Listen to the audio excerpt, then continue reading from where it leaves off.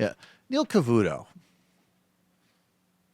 Remember, I think it was James Wolcott, the writer for Vanity Fair, who talked about Neil Cavuto's daily sort of diaper rash. Sort of this weird kind of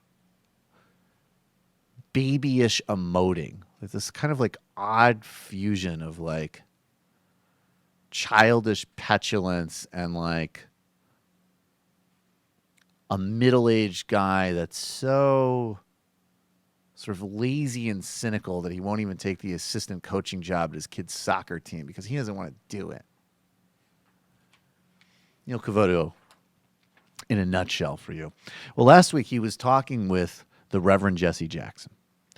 And I would say that whatever else one feels about Jesse Jackson, it is a little depressing that a guy who was literally had to go through the trauma of being one of the first people on the scene after Dr. King was assassinated, who was in many respects, at least the second after Shirley Chisholm, but did better, the first major African-American presidential candidate, for all of his flaws, an important historical figure.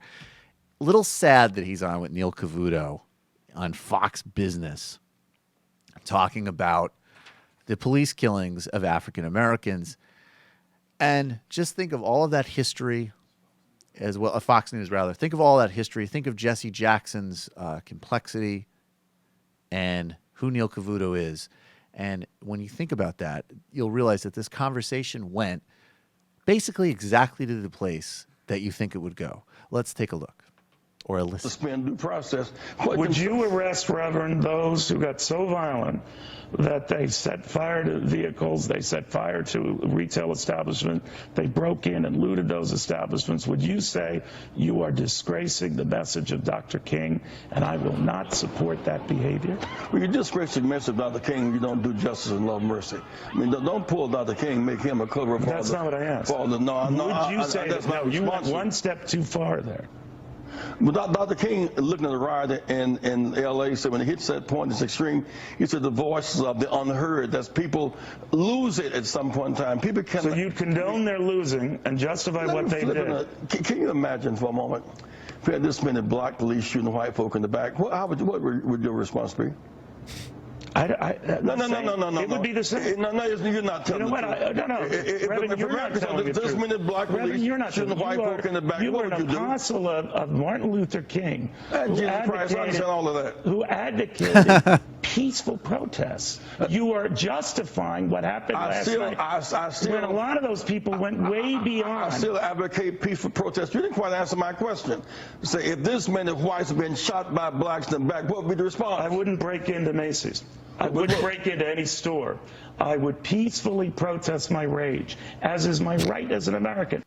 I totally believe that Neil Cavuto wouldn't break into Macy's. I think it's more of a function of literally what he is physically able to do, but I do believe him.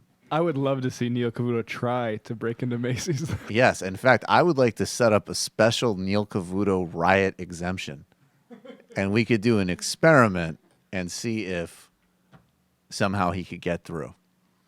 Trying to hold a garbage can over his head. Yeah. He's like, well, Reverend, if white people were being murdered by police, I would go about it with the same impotent, petulant rage that I do everything else in my life.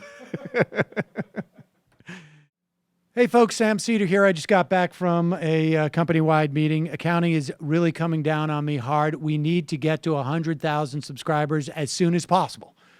So please, enjoy this channel. Subscribe. Right up. Right down there.